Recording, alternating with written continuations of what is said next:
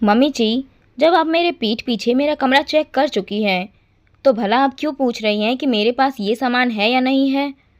मधु ने कहा। तो उसकी बात सुनकर कमला जी पहले तो झेप गई, फिर चिढ़ते हुए बोली, अच्छा, तो अब तुम मुझ पर इल्ज़ाम लगा रही हो कि मैं तुम्हारे कमरे में तुम्हारे पीठ पीछे ताक झाँक करती हूँ? अरे मुझे क्या पड़ी है ये सब करने की? कमला जी ने कहा। अच्छा मम्मी जी, फिर आपको कैसे पता चला कि मेरी अलमारी में ये सब सामान रखा हुआ था? मैंने तो अभी तक किसी को कुछ नहीं कहा। मधु ने अचानक सवाल किया तो हॉल में खामोशी पसर गई। अचानक आए इस सवाल से तो खुद कमला झेप गई। मुंह से एक शब्द नहीं फूट रहा था। ऐसा लग रहा था जैसे उनकी चोरी पकड़ी गई हो, जबकि सब घर के लोग उनकी तरफ हैरानी से देख रहे थे। बताओ मम्मी, तुम्हें कैसे पता चला कि मधु के पास पिंक कलर की बंदेज की साड़ी है, जबकि मैंने तो वो साड़ी मधु को रात को ला कर दी थी और सुबह मधु आपके मंदिर से आने से पहले ही ऑफिस चली गई थी। तो इस बारे में घर में किसी से कोई बात ही नहीं हुई है। अब की बार बेटे सुदीप ने सवाल किया। उसका सवाल सुनकर कमला जी से कुछ बोलते ही नहीं बन रहा था। तभी उनके प्रति श्रवण जी बोले, अरे अब कुछ बोलोगी भी या ही यूं ही खड़ी रहोगी? तुम्हें कैसे पता चला कि बहू की अलमारी में क्या सामान रखा है? मैं बताती हूँ पापा जी। मम्मी जी मेरे ऑफिस जाने के बाद मेरे कमरे को चेक करती है और फिर घुमा फिरा कर मुझसे पूछती है कि मेरे पास ये सामान है क्या।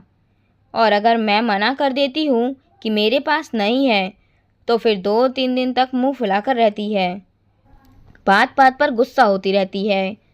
मधु ने कहा तो कमला जी तुनकते हुए बोली, गुस्सा नहीं हो तो क्या करूं? मेरे ही घर में कोई नया सामान आ रहा है और मुझे पता तक नहीं चलता।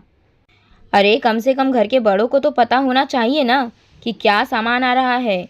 अब देखो ना, हमारे घर में तो सूट तक नहीं चलते हैं, लेकिन हमारी बहू इतनी बड़ी छुपी रुस्तम है कि अपने कमरे में नाइटी तक पहनती है और इतनी तेज़ है कि उसे धोकर भी अपने कमरे में ही सुखाती है ताकि हमें पता ही ना चले।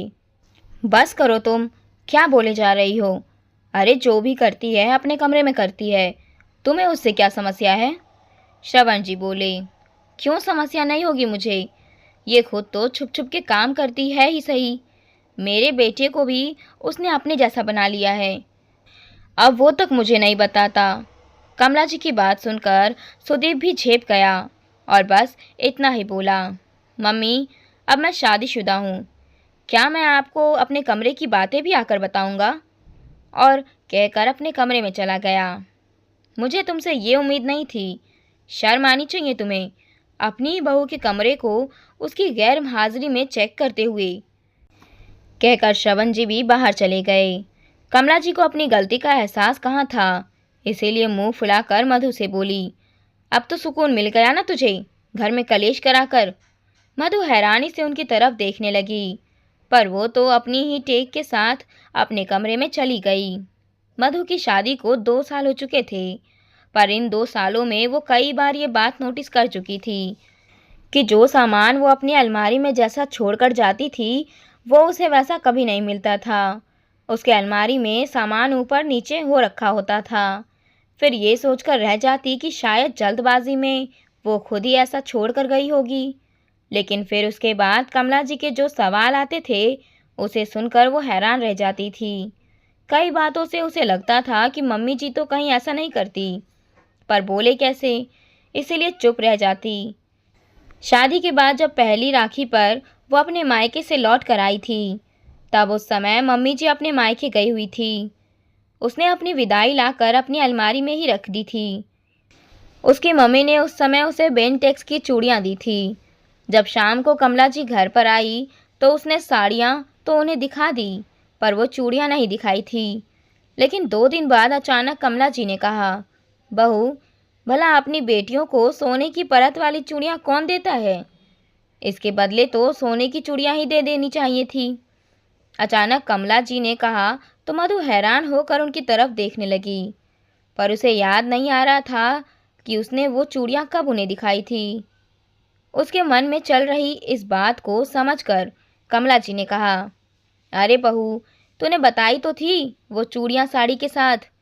मधु को लगा शायद वही बताकर भूल गई। अक्सर उसे कमला जी की बातों से यही शक होता था कि वो उसके पीठ पीछे उसकी अलमारी को चेक करती हैं, और ये शक तब यकीन में बदल गया जब एक दिन वो ऑफिस से आई तो कमला जी नाराज बैठी हुई थी। उसने पूछा तो कमला जी भी बिफरते हुए बोली, बहू, तुम नाइटी कब खरीद कर लाई?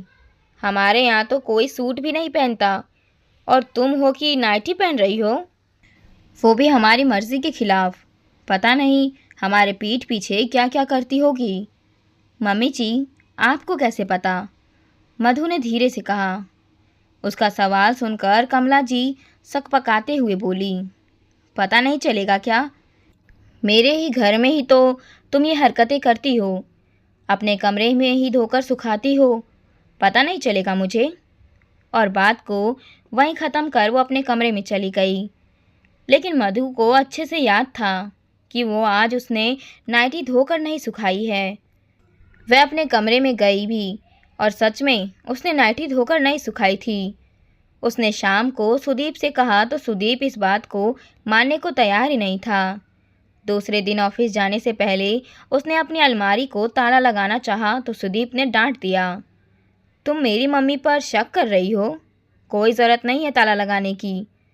लेकिन कल रात को सुदीप ऑफिस से लेट आया, पर अपने साथ वो मधु के लिए एक बंदेज की साड़ी लेकर आया था। जब वह घर पहुंचा तब तक कमला जी सो चुकी थी। मधु ने साड़ी चुपचाप अलमारी में रख दी और जानबूझकर दूसरे दिन भी उसकी कोई बात नहीं की। लेकिन शाम को कमला जी ने झगड़ते हुए सब कुछ खुद ही सुदीप और श्रवण जी के सामने बोल दिया। खैर, थोड़ी देर बाद श्रवण जी बाहर से आए और मधु को आवाज़ देकर बुलाया। मधु के साथ साथ सुदीप भी बाहर आ गया। साथ ही कमला जी भी अपने कमरे से निकलकर बाहर आ गई। मधु को देखते ही श्रवण जी ने अपने पास से ताला और चाबी निकालकर मधु की तरफ बढ़ा दिए और कहा, बहू, कल से तुम ऑफिस जाओ तो अपना कमरा ही लॉक करके जाया करो, क्योंकि कुछ लोगों ने अपना विश्वास खो दिया है। मधु और सुदीप हैरानी से श्रवण जी की तरफ देखने लगे तो श्रवण जी बोले, बेटा, कुछ लोग गलती करने के बाद भी उसे स्वीकार करने को तैयार नहीं होते। ऐसे लोग सिर्फ रिश्ते बिगाड़ते हैं। तुम लोग विश्वास के साथ इस घर में रहो, उससे अच्छा है कि विश्वास के साथ ताला लगा कर रह लो। श्रवण जी के इतना बोलने के बावजूद भी कमला जी ने अपनी गलती स्वीकार नहीं की और तुनक कर अपने कमरे में चली गई। दूसरे दिन से मधु अपने कमरे को ताला तो नहीं, लेकिन अलमारी को ताला लगाकर ज़रूर जाने लगी, और इस बार उसे सुदीप ने बिल्कुल नहीं रोका।